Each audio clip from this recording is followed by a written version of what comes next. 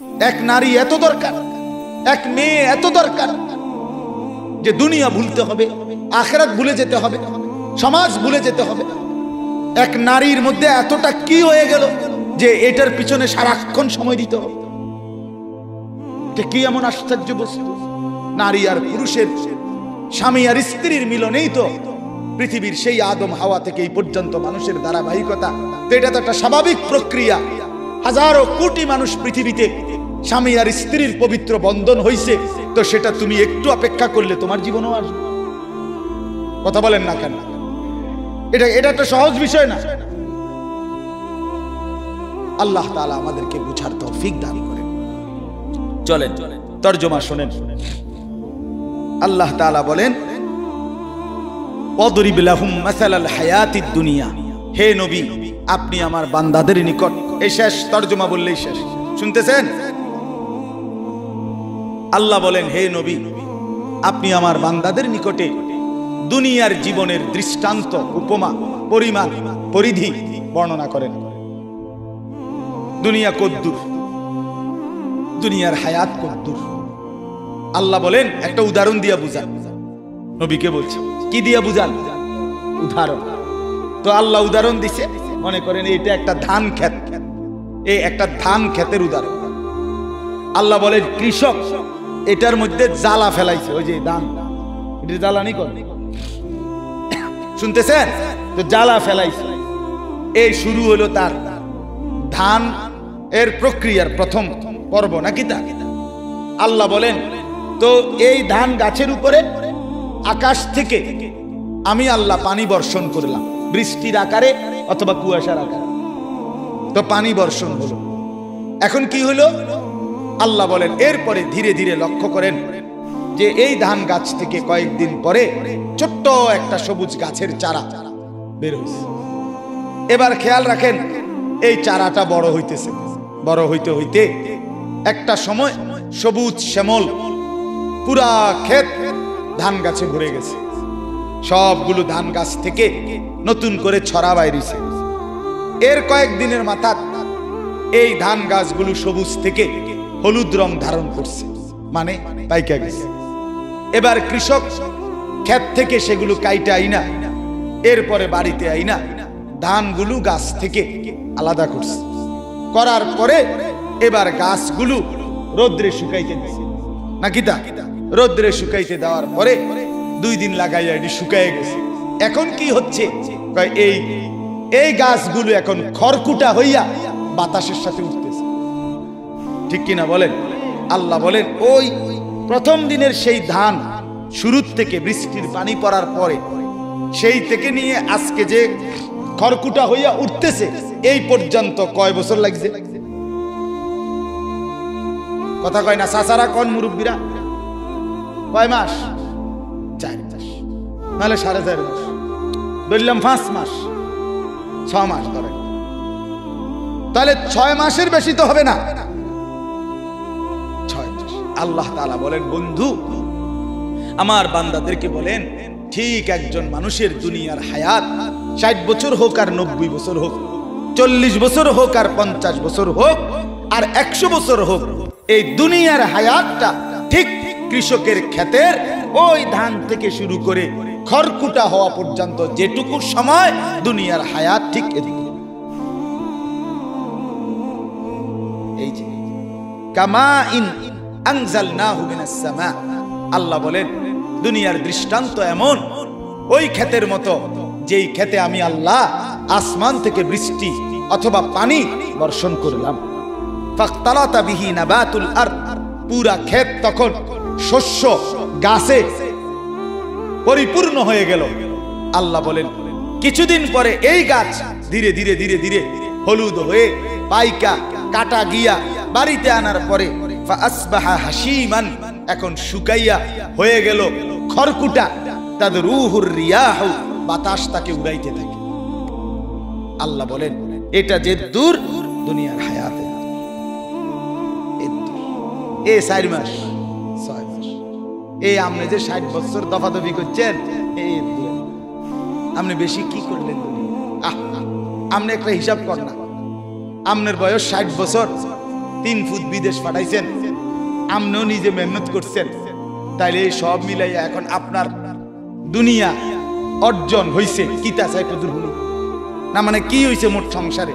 1 set sofa, 1টা dining table, 6টা chair, 2টা আলমারি, হ্যাঁ, 2 ডজন কাঁচের প্লেট, 1 ডজন চার কাপ, 4টা নুনের বাড়ি, 2-4টা বদনা, 2টা গোসলের বালতি, 2টা বালতির লগে মগ, হ্যাঁ, কথা কর না, এরকম কিছু আসবাবপত্র, ফার্নিচার, এই তো না, আর কি তা?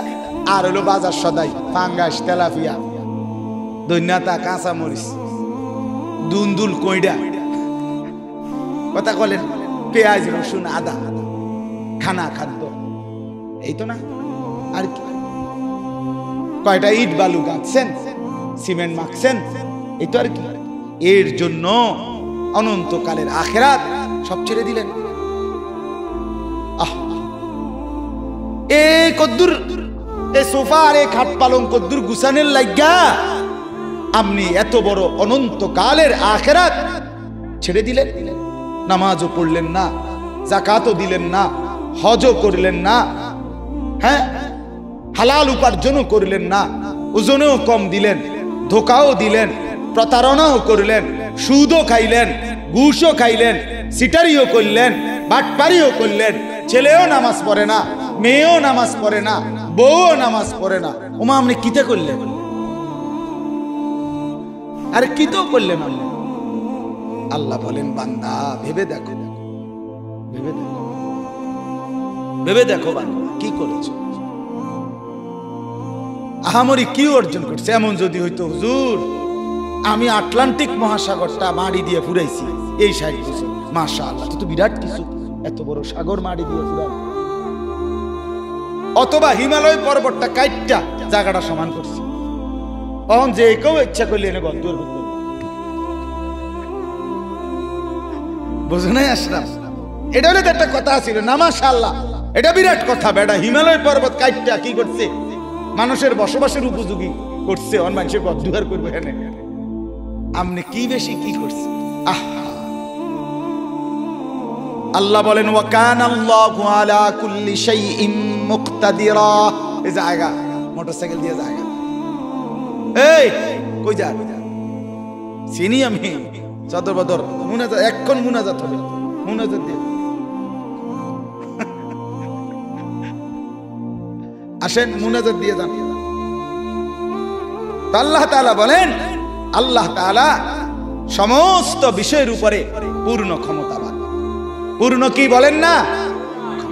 আল্লাহ বলেন, বান্দা তোমার দুনিয়া, তোমার আখিরাত, তোমার রাত, তোমার দিন, তোমার সকাল, তোমার দুপুর, তোমার বিকাল, তোমার গভীর অন্ধকার, তোমার একাকী, তোমার প্রকাশ্য, তোমার ঘর, তোমার বাজার, তোমার চাকরি, তোমার ব্যবসা, তোমার লেনদেন, পুরা অবস্থার উপরে আল্লাহ ক্ষমতাবান। একটা একটা করে তোমারে বুঝাই দিবে। হ্যাঁ, তুমি কি মনে করছো? হ্যাঁ, আল্লাহ টের পাইছে না? আপনি যে ওজনে কম দিচ্ছেন, মাইনসে না টের পাইছে না? আল্লাহ টের পাইছে না? তো যুবক ভাইয়া, তুমি যে রাতের 2টা বাজে অশ্লীল ছবি দেখছো, বাপ মা না টের পায় নাই? আল্লাহ টের পায় নাই? তো কেমনে ছেড়ে দিবে তোমারে? কেমনে ছেড়ে দিবে? আলাম ইয়ালাম বিআন্নাল্লাহ ইয়ারা। আল্লাহ বলেন, বান্দা তুমি কি জানো না, আমি কিন্তু সারাক্ষণ তোমাকে দেখি। কতক্ষণ? আলা ইয়ালামু মান খালাক। আল্লাহ বলে, বান্দা কেমনে ভাবলা যিনি সৃষ্টি করলেন তিনি জানবে না? বানাইলেন যিনি, তিনি জানবে না কেন? কেমনে মনে মনে ভাবলা আল্লাহ জানবে না, মানুষ জানবে না, এটা তো বলতে পারো, কিন্তু আল্লাহ জানবে না, এটা কেমনে ভাবলা? ওয়া কানাল্লাহু আলা কুল্লি শাইইন মুকতাদিরা। আল্লাহ বলেন, আমি আল্লাহ সব বিষয়ে পূর্ণ ক্ষমতাবান। আমি আল্লাহ রাতেও দেখি, দিনেও দেখি, সকালেও দেখি, দুপুরেও দেখি, অন্ধকারেও দেখি, আলোতেও দেখি। 7 আসমানের উপরে যেই ফেরেশতা হাঁটে, 7 তবক জমিনের নিচে যেই পিঁপড়া হাঁটে, আমি আল্লাহর নজরে 2টাই বরাবর। শেষ কথা হলো, এবার আল্লাহ বলেন আল মালু ওয়াল বানুনু জিনাতুল হায়াতিদ দুনিয়া। হে বান্দা আমার, দুনিয়ার এইটুকু হায়াতে, এই 4 মাসে, এই 4.5 মাস হায়াতে, 6 মাসের হায়াতে যদি শুধুই সম্পদ আর সন্তানাদি এড়িয়ে যদি গুছাইয়া থাকো, অর্জন করে থাকো, নামাজ নাই, সেজদা নাই, বন্দিগি নাই, জিকির নাই, তেলাওয়াত নাই, আখিরাতের চিন্তা নাই, হজ নাই, রোজা নাই, হালাল হারামের পার্থক্য নাই, শুধু মাল, শুধু সন্তান, শুধু শুধু ফুদ, শুধু বউ, শুধু বিদেশ, শুধু ভিসা, শুধু টাকা, শুধু বাড়ি, শুধু গাড়ি, শুধু বাজার, শুধু সদাই। আল্লাহ বলে তো মনে রেখো জিনাতুল হায়াতিদ দুনিয়া, এগুলো শুধুই কেবল দুনিয়ার কিছুক্ষণের সৌন্দর্য। ওই 4.5 মাস, কয় মাসে? 6 মাসে, 6 মাসের সৌন্দর্য। ওয়াল বাকিয়াতুস সালিহাত, আল্লাহ বলেন কিন্তু মনে রেখো এগুলো ক্ষণিকের। ওয়াল বাকিয়াতুস সালিহাত, বাকি থাকবে, স্থায়ী থাকবে, টেকসই হবে, হাসরের ময়দানে কাজে লাগবে, একেবারে জান্নাত পর্যন্ত পৌঁছাবে, শুধুই কেবল আস-সালিহাত, তোমার নেক আমল, নেক আমল, নেক আমল, নেক আমল। তোমার সেজদা, তোমার বাজার, 10,000 টাকার বাজার খাওয়ার পরে 4 ঘন্টা পরে টয়লেটে সব জমা দিয়া, টিস্যু দিয়া মুচ্ছা দেখে, এই হলো দুনিয়া।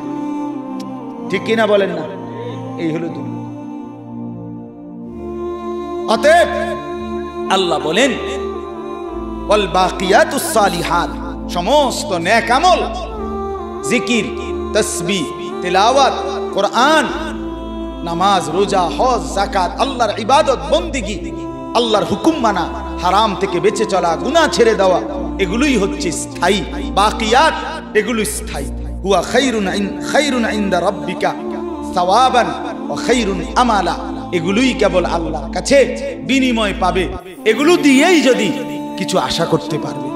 আল্লাহ বলে যদি কিছু আশা করো তো সেজদার থেকে করো, যদি কোনো বিনিময় চাও তো সেজদা দিয়ে করো, রোজার থেকে বিনিময় চাও, যাকাত থেকে বিনিময় চাও, যদি কিছু আশা করো তো হজ যে করছো ওটার থেকে কিছু আশা করো, উমরা যে করছো ওটার থেকে কিছু আশা করো, মসজিদে যে দান করছো ওটার থেকে কিছু আশা করো, মাদ্রাসায় যে দান করছো ওটার থেকে কিছু আশা করো, সন্তানকে যে হাফেজ বানাইছো ওটার থেকে কিছু আশা করো, বাচ্চাটাকে যে সেজদাওয়ালা বানাইছো ওটার থেকে কিছু আশা করো। ওই ফাঙ্গাস তেলাফিয়ার থেকে কিছু টুয়াই, কথা বলেন না কেন? ও বুট মুড়ির থেকে কিচ্ছু চাইও না, ইতান দিয়া কিচ্ছু, কিছু চাইলে কিসের থেকে? বন্দেগী থেকে। আল্লাহ নবী সাল্লাল্লাহু আলাইহি ওয়াসাল্লাম বলেন দাজ্জাল হলো শেষ জামানায় প্রকাশ পাবে একটা যুবক। 2 নাম্বার হলো তার চুল হবে কাতাত, এলোমেলো, আউলা জাউলা, বড় সড়, পাখির বাসার মতো, নবীজি বলছেন গাছের ডালের মতো, তাক তাকওয়ালা, থাক থাকওয়ালা, বিভিন্ন রিওয়ায়াত আছে, শীতি কাটা ইত্যাদি ইত্যাদি। মানে স্বাভাবিক চুল না। স্বাভাবিক চুল হলো চতুর্দিক থেকে, এই যে চতুর্দিকে সমান, এটারই স্বাভাবিক চুল বলে। আর এদিকে বাড়ানো, বাম দিকে বাড়ানো, সামনের দিকে বড়, চতুর্দিক দিয়ে একদম সমান করে, কাইটা একদম সমান করে মাঝখান দিয়া, হ্যাঁ, মহিলাদের চুলের খোপার মতো ইত্যাদি। পাগল, মাতাল, অসুস্থ, বিকৃত, কথা বুঝেন? হ্যাঁ, এগুলা আপনি প্রত্যেকটা ছেলে পরীক্ষা করে দেখেন, অসুস্থ। এদের কোনো সেজদা নাই, এদের কপালে কোনো নামাজ নাই, এদের মা বাবার সাথে এদের কোনো সম্পর্ক নাই, এদের এলাকার সাথে এদের কোনো মিল মহব্বত নাই, এরা পাড়া মহল্লা সমাজ কোনো কিছুর সাথে সম্পৃক্ত না। এরা এক ধরনের অসুস্থ জীব।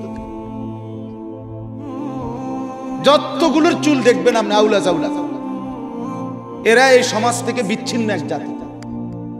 দেশ, সমাজ, পাড়া মহল্লা, মানুষের কল্যাণ, মানবতার উন্নয়ন, এমন কিছুর সাথে এদের, এরা শাহওয়াতের গোলাম। হ্যাঁ, আব্দুস শাহওয়াত মানে মনের চাহিদার গোলাম। এদের লজ্জাস্থানের শাহওয়াত, সারাক্ষণ মন চায় এদের কাছে বেড়ি চাইতে, নারী, ছবি, নাচ, গান, উলঙ্গ দৃশ্য, মোবাইলে ছবি, জিনা ব্যভিচারের দৃশ্য, এই কখনো দাঁড়াইয়া মতে, কখনো বইয়া মতে, কখনো হাঁটতে হাঁটতে মতে। হ্যাঁ, অত স্বাভাবিক না, কথা বোঝেন নাই আপনি? হ্যাঁ, যেমনি ইচ্ছে এমনি মতো। হ্যাঁ বেটা, লজ্জা থাকলে এই চুল রাখো না। যদি মুসলমান হয়ে থাকো, এগুলা বেঈমানের চুল, ইহুদির চুল, কাফেরের চুল, ইহুদিদের চুল, দুশমনের চুল।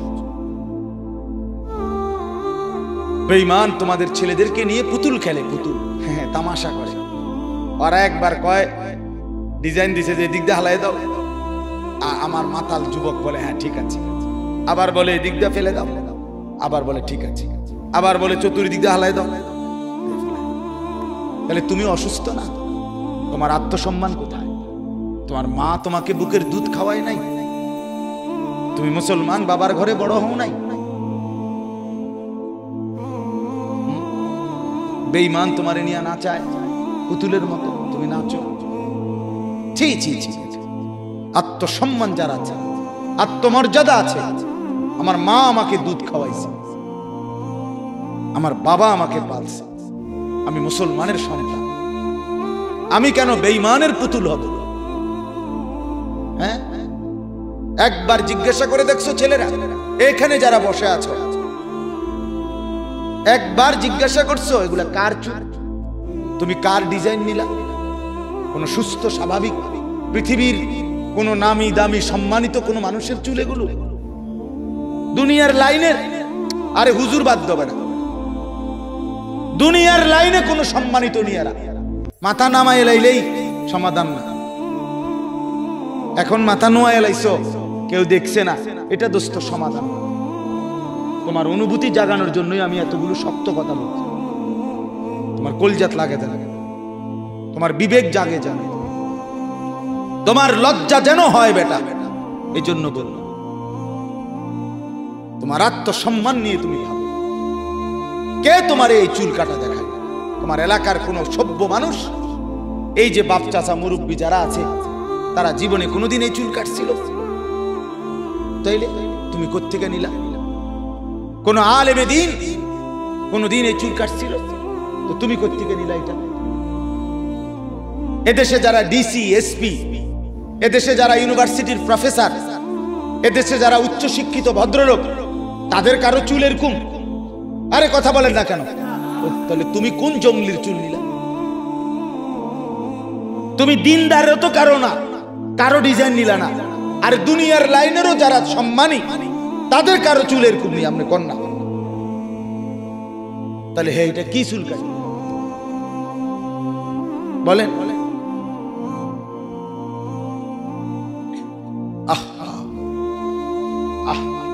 হ্যাঁ, এমন খেলোয়াড়ের চুল কাটছে, খেলোয়াড়ে দুইটা বাচ্চা লইয়া এরপরে বেডিরে বিয়ে করছে। হ্যাঁ, না, আগে বাচ্চা হয়েছে দুইজন, এরপরে কয় আমি হেবড়িরে বিয়ে করি। ঘোড়ায় চড়িয়া মর্দ হাঁটিয়া চলিল, কিছুক্ষণ পরে মর্দ রওনা করিল। এটা আমরা ছোটবেলায় পড়ছি, মানে অবাস্তব কথা, অযৌক্তিক কথার উদাহরণ আর যে ঘোড়ায় চড়িয়া মর্দ মানে পুরুষ, হাঁটিয়া চলিল। সে বলতেছে কবিতা যে ঘোড়ায় চড়িয়া মর্দ হাঁটিয়া চলিল। মা কিও কয়, ঘোড়ায় চললে হাঁটিয়া চলে কেমনে? হাঁটিয়া চললে ঘোড়ায় চড়ে কেমনে? বুঝেন নাই কথা? এরপরে কইতেছে কিছুক্ষণ পরে মর্দ রওনা করিল। লোকটা কিছুক্ষণ পরে কি করছে? রওনা করছে। তো এতক্ষণ কি চড়ছে?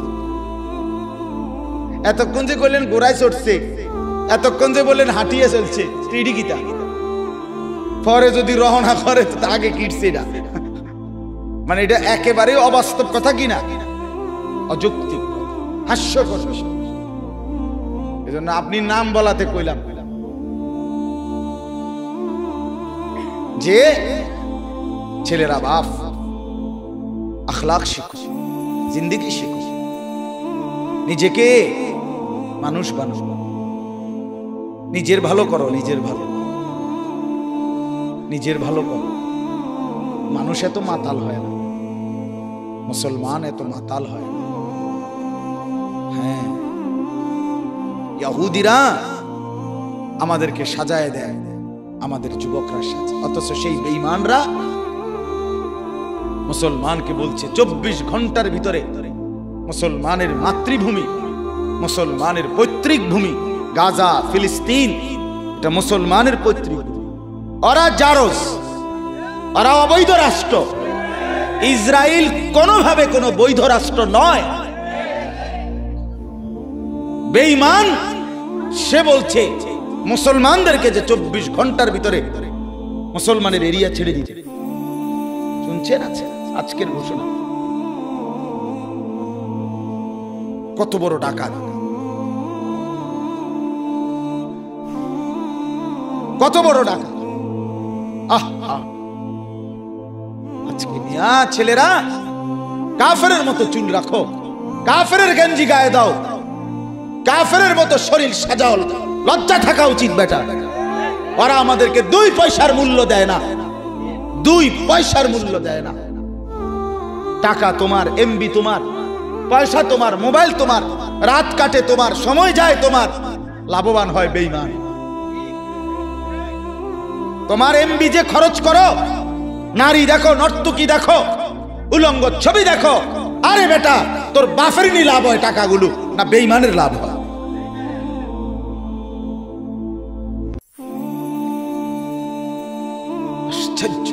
হাসো না, গুনার কথা শুনবার পরে যে হাসে সে সম্পূর্ণ প্রতিবন্ধী।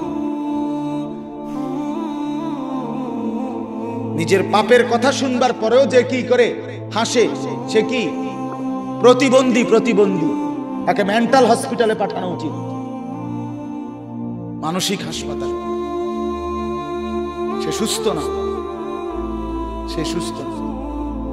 একজনের মনে করে একজনে খারাইয়া মুখতে আছে, হাতের কইলে মনে করে কিরে তুই যে দাঁড়াইয়া মনে, হ্যাঁ তা আসে। এইটা কি স্বাভাবিক না? এ কি সুস্থ? এ তো প্রতিবন্ধী, এ তো মানসিক সমস্যা। এই জন্য বাপ কলিজা ছিঁড়ে যাচ্ছে।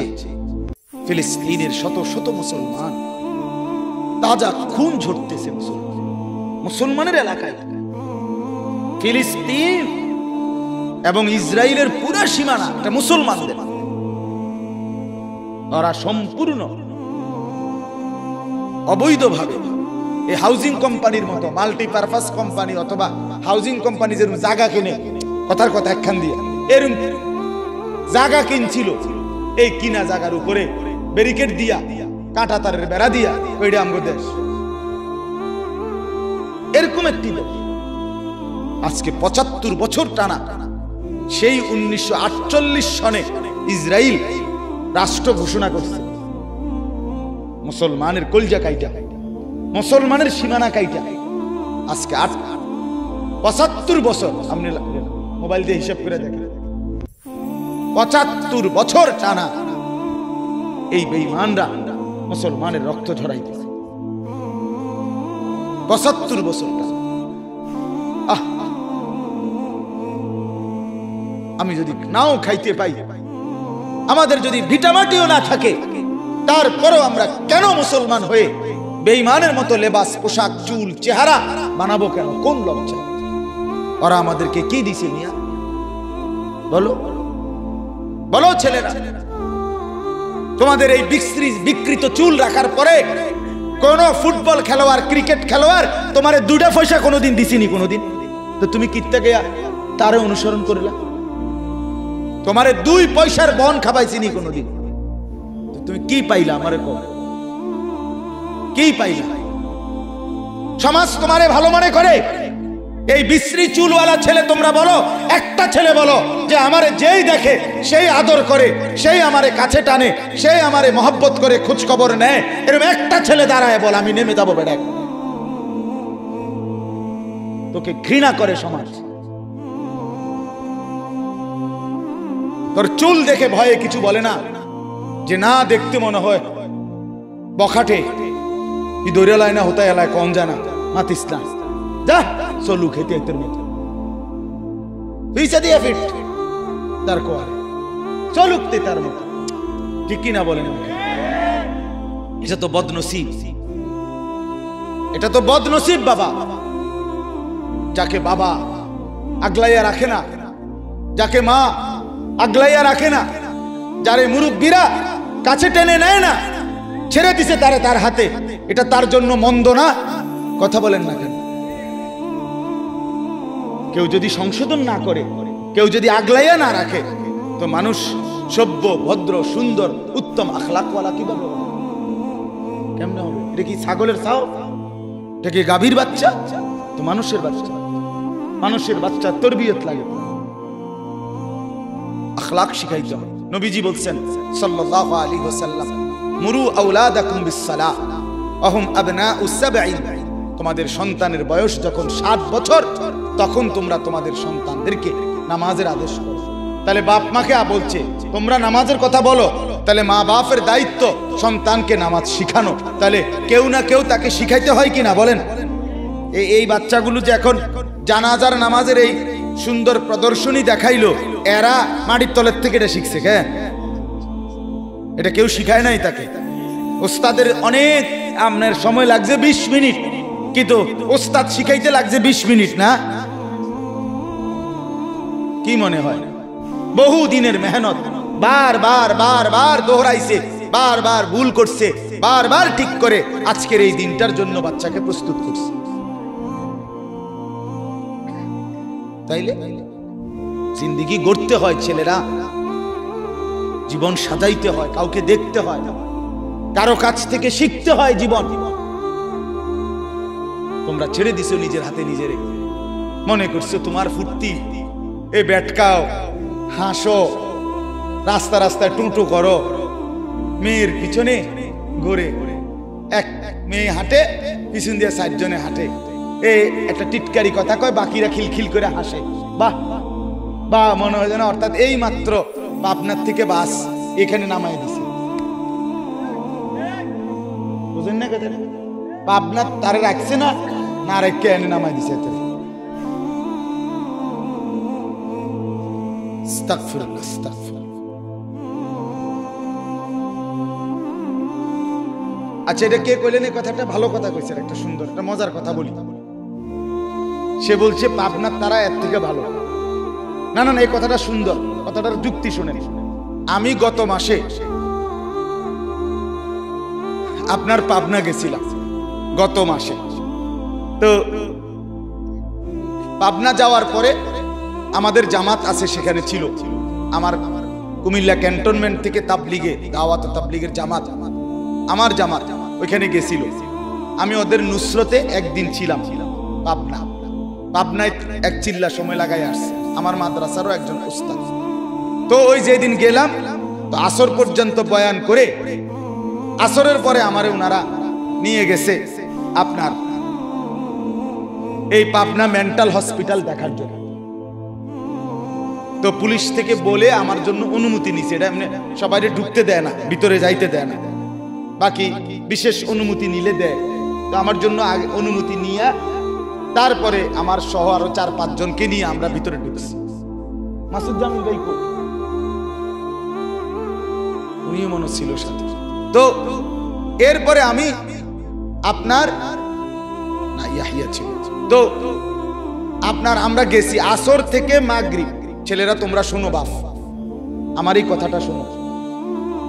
আসর থেকে মাগরিব আমি 150-200 পাগল এই মেন্টাল হসপিটালে ওয়ার্ডে ওয়ার্ডে আছে। কোন ওয়ার্ডে 60 জন, 50 জন, 70 জন করে করে আপনার আমি ওয়ার্ড ঘুরে ঘুরে দেখছি। এই 2টা জিনিস দেখছি। একটা হলো একের কসম, যদি 200 পাগল এই হসপিটালে দেখে থাকি আমি সেদিন, তার মধ্যে সর্বোচ্চ 3 থেকে 4 জন হবে বুড়া মানুষ, খোদার কসম। আর সব বাকিগুলো জওয়ান যুবক। বুড়ো মানুষ কয়জন? 3-4 জন। আর বাকি সব কি? হায় বাস। 2 নম্বর কথা হলো, এই ছেলের কথার কারণে বলতেছিলাম, মাগরিবের ওয়াক্ত যখন হয়েছে, আজান হয়েছে, 2টা ওয়ার্ডে আমি দেখছি এই পাগলেরা, এদের মধ্যে প্রতি ওয়ার্ডে 17-18 জনের মতো পাগল। এত আমি একজনকে জিজ্ঞাসা করছি, তোমার নাম কি? আমার নাম রবীন্দ্রনাথ ঠাকুর। কথা বুঝছেন না? তাহলে বুঝা গেল সে কি মেন্টাল কিনা। কিন্তু আজান হওয়ার সাথে সাথে একটা ছেলেরে দেখলাম এই পাগলেটার ভিতরে, ওয়ার্ডে তো ঢুকতে দেয় না, গ্রিল দিয়ে দেখছি তো আজান দিছে এবং 17-18টা ছেলে নামাজে দাঁড়াইছে। তাহলে তোমার এই কথা ঠিক হলো না? পাগলও তো আল্লাহকে সেজদা করে। আরে তুই কি মাতাল, তোর মার ঘরে জন্ম নিয়া বাপের ঘরে ঘুমাইয়া 3 বেলা ভাত খাইয়া তুই জানোয়ার সেজদা করস না, একটা ওয়াক্ত নামাজ পড়স না, তুই মানুষের বাচ্চা হইলি কেমনে বেটা? এই বেহায়া বেনামাজি, আজকের সারাদিনে যারা এক ওয়াক্ত নামাজ পড়ো নাই, বের হবে এটা তুই বেটা। বেশরম বেহায়া, তোর মালিক তোকে জন্ম দেয়, সৃষ্টি করে না? তোর আল্লাহর দেওয়া আসমান তুই ভোগ করো না? কার জমিনে তুই চলো বেটা? কার রোদ, কার বৃষ্টি, কার আলো, কার বাতাস? ঘটনা কি? আমিনতুম মান ফিস সামা, আল্লাহ বলে আসমানে যিনি আছেন আল্লাহ, তার থেকে নিজেকে নিরাপদ ভাবো না? হ্যাঁ, বাদুকা খাবাই দেখা মনে করছো তুমি বান্দা, আমি কিচ্ছু কইতাম না, তুমি তামসা মনে করছো? হ্যাঁ, ফুর্তি যৌবন, যৌবন তোমার বাপে দিছে। কথা বলে না কেন? যৌবন কারো বাপের দেওয়া? তো তোমার ভিতরের শক্তি, কামনা, বাসনা তো আল্লাহর দেওয়া।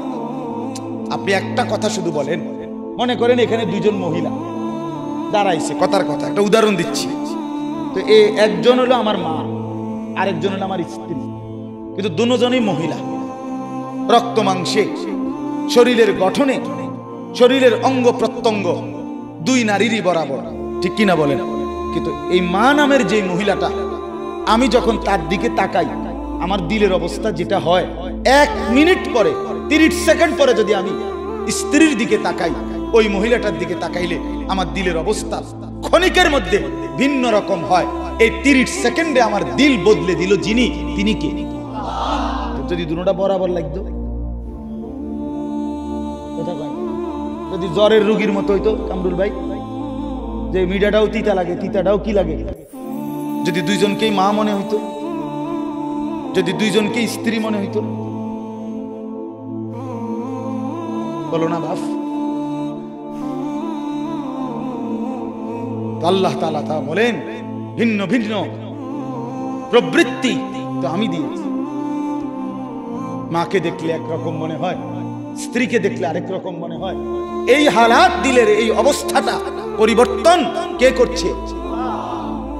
কার নাফরমানি করো? কার নাফরমানি? এজন্য লজ্জা থাকলে, আমার কথা শেষ, শরম যদি থাকে, মায়ের দুধ যদি খেয়ে থাকো, আমি বললাম বেনামাজি ছেলেরা আজকের রাতে এশার নামাজ পড়ো।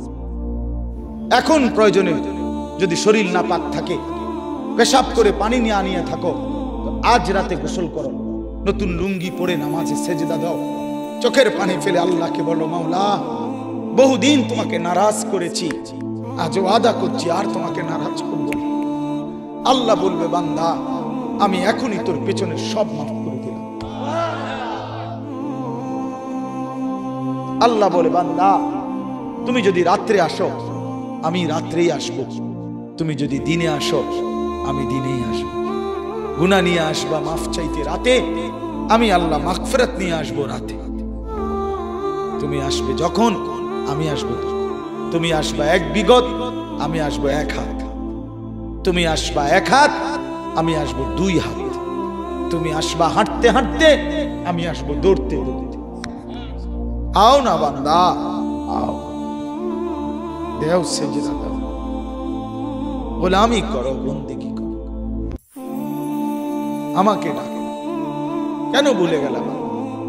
মা গাররাক, মা গাররাক, আল্লাহ বলছে কোরআনে, মা গাররাক, এই মানুষ এই আমার বান্দা, কেন আমারে ভুলে গেল? কেন ভুলে গেল? আমি কি সৃষ্টি করি নাই? আমি কি অঙ্গ প্রত্যঙ্গ দেই নাই? আমি কি এমন সুন্দর সুঠাম স্বাস্থ্য বানাই নাই? আমি কি এই চমৎকার চেহারার আকৃতি দেই নাই? আমি কি দুইটা চোখ দেই নাই? আমি কি একটা জিহ্বা দেই নাই? আমি কি দুইটা ঠোঁট দেই নাই? আমি কি তোমাকে বানাই নাই? বলে বলো না ছেলেরা, উত্তর দাও ভাই। রাত গভীরে উত্তর দাও। গভীর রাত, এখন কোটি কোটি মানুষ ঘুমায় গেছে। তুমি এখন বলো ইনসাফের সাথে, কত নারী দেখলে স্বপ্ন মিলবে? কত উলঙ্গ ছবি দেখলে তোমার তৃপ্তি হবে? হ্যাঁ, মোবাইলে কত নগ্ন ছবি দেখলে তোমার আউশ মিটবে? বলো ভাইয়া, বলো বলো বলো, একটা ছেলে বলো। পৃথিবীর কত লক্ষ নারী দেখলে তোমার আর দেখতে মন চাইবে না? কত উলঙ্গ ছবি দেখলে তোমার আর মন চাইবে না? যে মদখোর, যে নেশাখোর, সে তো আটলান্টিক মহাসাগরের ভরা মদ খেলেও তার তৃপ্তি হবে। যে জুয়ারি, সে জুয়া খেলতে খেলতে তার যদি ভিটা মাটি বউ বাচ্চাও দিয়া দেয়, তারপরও তার জুয়ার নেশা যাবে না। যে নারীতে আসক্ত, তার তৃপ্তি হয়। গুনাহ তৃপ্তি দেয় না, নাফরমানি তৃপ্তি দেয়। দুনিয়া একদমই অল্প, একদমই অল্প, একদমই অল্প, একদমই অল্প। আজকে যারা বৃদ্ধ মানুষ, আপনারা ভাবেন আপনি সেই ছোট্ট ছিলেন, আপনি কিশোর হলেন, তরুণ হলেন, যুবক হলেন, আজ অক্ষম, দুর্বল, বৃদ্ধ। আর কয়েকদিন, যে কোনো দিন আপনি কবরস্থানে। আজকের যুবক ভাই, তুমি ভাবো, তুমি তো প্রথম দিন যুবক ছিলে না, এক ছোট্ট কোলের বাচ্চা ছিলে। আজ তুমি ধীরে ধীরে তোমার সেই শিশুকাল চলে গেল, কিশোরকাল চলে গেল, তরুণ কালও চলে গেল। তাহলে পিছনের এই সময় যেহেতু গেছে, তো ধরে নাও যৌবন কালও চলে যাবে। কোনো সন্দেহ, কোনো সন্দেহ। বন্ধু আমার, নষ্ট হইও না, নষ্ট হইও না। জীবন বড় দামি, সময় বড় দামি, হায়াত বড়ই দামি। এত সুন্দর যৌবন নষ্ট করে দিও না। হাদিসের মধ্যে আছে, আল্লাহর নবী সাল্লাল্লাহু আলাইহি সাল্লাম বলছিলেন, লাকাদ হামামতু আন আমুরা ফিতিয়াতি, আমার মন চায় আমার যুবকদেরকে সঙ্গে নিয়ে আমি ঘরে যারা নামাজ পড়ে আমি তাদেরকে বের করে আনি, অথবা আমি তাদেরকে আগুন দিয়ে ঘর সহ জ্বালিয়ে দেই। নবীজির হাদিস এটা। নবীজি বলছে, আমার ইচ্ছে জাগে আমার যুবক সঙ্গীদেরকে নিয়ে আমি মুসলমানের ঘরে ঘরে গিয়ে বেনামাজি ঘরে নামাজ পড়ে তাদেরকে টেনে হিচড়ে বের করে আনি। কথা ছিল এই, কথা ছিল যুবক সমাজ গড়বে, কথা ছিল যুবক মানুষকে আল্লাহর দিকে ডাকবে, কথা ছিল যৌবনকাল আল্লাহর জন্য ওয়াকফ করবে। আজ দিয়া দিছে নারীর কাছে, জিনার, ব্যভিচারের কাছে, মদ আর জুয়ার কাছে, মোবাইলের কাছে। আস্তাগফিরুল্লাহ, আস্তাগফিরুল্লাহ, আস্তাগফিরুল্লাহ।